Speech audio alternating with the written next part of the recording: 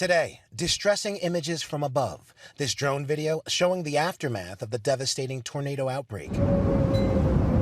So far, a reported 40 tornadoes ripping through 9 states, the most severe leaving a trail of rubble more than 200 miles long. The death toll climbing to 78 lives lost in 5 states. The tragic stories of loss unimaginable. In Edwardsville, Illinois, winds stripping the roof off this Amazon warehouse, killing 6 people. Justice Verdin's father, Larry, was one of them. And I said, no, my dad's coming home.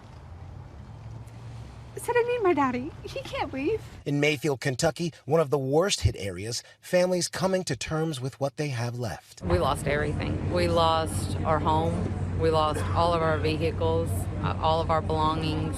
We basically have nothing.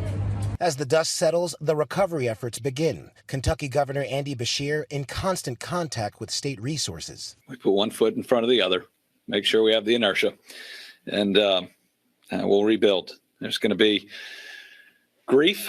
There's going to be cleanup. The Biden administration deploying federal resources to the area. So far, over 50 generators provided, 30,000 meals, almost 12,000 gallons of water, along with several cots, blankets, and medical equipment. Still, scores of volunteers pouring into the town of Mayfield, armed with tools, their bare hands, and of course, compassion. We have to rely on our faith. And rely on one another. And rely on one another. And we will get through this. This town is small, but it's mighty. A mighty, mighty Mayfield there. Yeah, definitely. Well, search and rescue crews are continuing to locate the victims of the devastating tornadoes that ripped through hundreds of miles across multiple states this weekend. ABC News' Ike Ejiochi joining us now from Mayfield, Kentucky, one of the areas most impacted by these enormous tornadoes. Ike, the first thing first, as our eyes and ears on the ground, what are you seeing? What are you hearing there? Well, at the moment, the sights and sounds are of recovery, if that's something that can make sense. In the distance, you can hear chainsaws still ripping through the debris, trying to clear the roads. You can hear a lot of tires on the ground. That's because the volunteers are still pouring in from all over the region, including the National Guard, the U.S. Army Air Force. They're all here now, still trying to provide assistance. And the main part here is it's all hands on deck. No matter who you run into here, no matter who you ask, the first thing out of their mouth is, what can I get for you? What can I do? Do you need gloves? Do you need shovels? It's an all hands on deck situation here right now, and it's one that's going to be of this nature for quite some time. And Ike, we know timing is crucial in recovery efforts. How's the ongoing search and rescue effort by both local and federal authorities going? It's still ongoing. They are working round the clock. I took a walk around, actually, not too long ago, and I saw several state troopers, several National Guard members working in tandem. Not only one providing water and other resources to the volunteers and the homeowners here still trying to pick up the pieces, but also still organizing that effort to still go through the rubble and see if they can find any kind of recovery or remains or what have you. As you said, there's still over 100 people still unaccounted for. So that's a situation that is still developing. However, I do want to bring in someone here today. We've been at this live location for a couple of days now, this house, and the entire time, I know the crew and I, we've been talking, wondering who this homeowner is. And we've actually met him today, and he has quite the harrowing story that I feel that we need to share with you just to understand exactly what the families here on the ground are going through.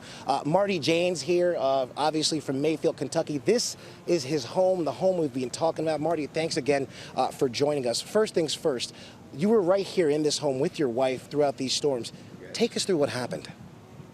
Well, I come out of the bathroom, which is at the other end of the house, and the roof came down on me, and a wall came down on me, and I hid underneath this dining room table here behind me. And my wife was in this first room, and the ceiling fell, and she was trapped, and then the wall came down after the ceiling, and she was trapped, and I was trapped in the dining room. And it took several hours to get out, and I was bleeding profusely, and my wife had broken legs, and it took a while. And then they took me to the hospital, and I didn't know what happened to my wife. And In that time that you were in the hospital, away from your wife, what was going through your mind? No, terror, sheer panic, sheer terror. Didn't know if I even lost my spouse, you know, and it's just something I wish that on nobody to ever have to experience this. It's just unreal. Your grandson was here earlier with some volunteers helping you load up some of the things that were still salvageable. Talk to me about the effort, the community around here coming together. They don't even know who you are, but still doing whatever they can to help you out in this situation. What does that mean to you? Oh, I thank God for everybody that's helping, that is generous enough to provide assistance. There's so many people like me that are just, their lives are turned upside down and ruined. And what's next for you? To rebuild, to move on. Obviously, I'm not going to be building here, but life goes on. My wife and I are both alive, and I'm thankful for that. And I mean, we got to be thankful we're alive. Marty, thank you, brother. Thank you. It's hard to talk about. I understand.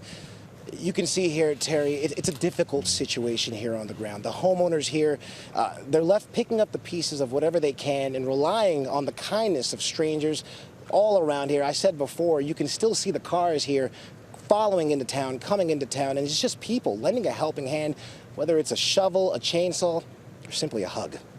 Back to you. Ike, thank you, and thank Marty for us as well.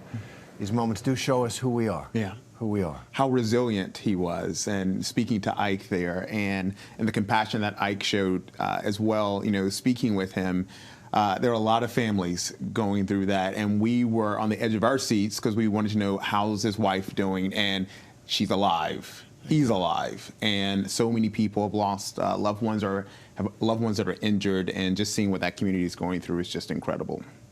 All right, now thanks to Ike there.